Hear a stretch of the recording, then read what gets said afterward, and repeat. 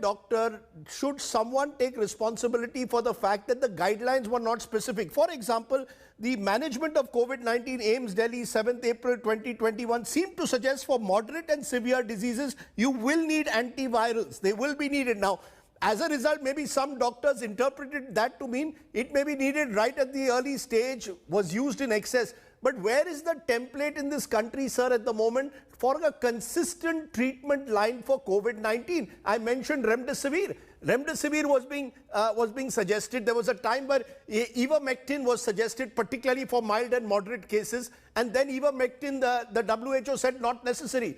We've seen a lot of U-turns being made on plasma. The point I'm making, should there be consistent guidelines so that doctors are told what to use, when to use, and what quantity to use?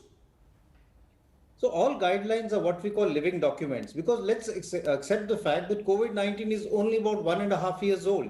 And what we know about it is an evolving science.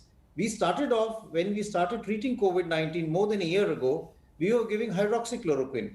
It was actually something which was touted even in the US. They said hydroxychloroquine is the drug which will help us cure COVID-19. We were giving anti-HIV drugs like lopinavir, ritonavir.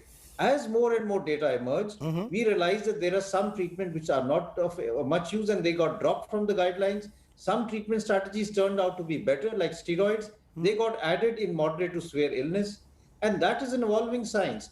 Now we're looking at newer drugs which we may be able to bring in as far as antivirals are concerned, monoclonal antibodies.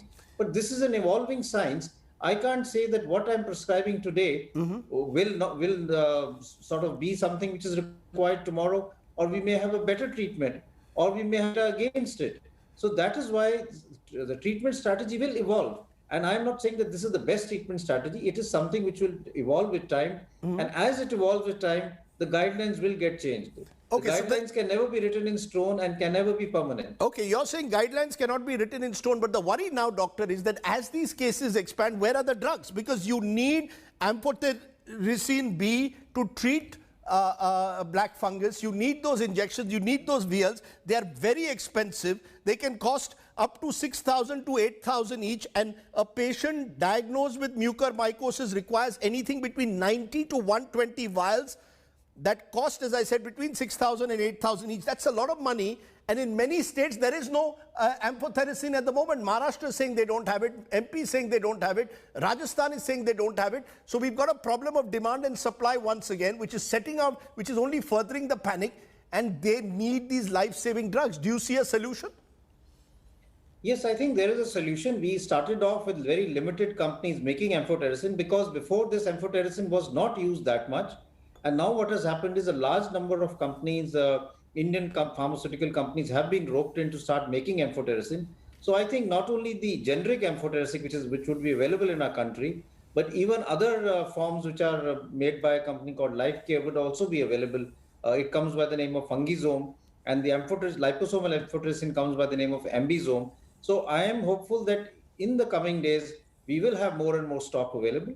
But you do have a point at this point in time, considering the sudden increase in number of cases across the country, there is some degree of shortage in terms of long-term availability. It's something that people are getting on a day-to-day basis or only on 2 or 3 days doses rather than on regular supply, because of the fact that it needs to be spread out across the country. But I'm hopeful that over the next few weeks, this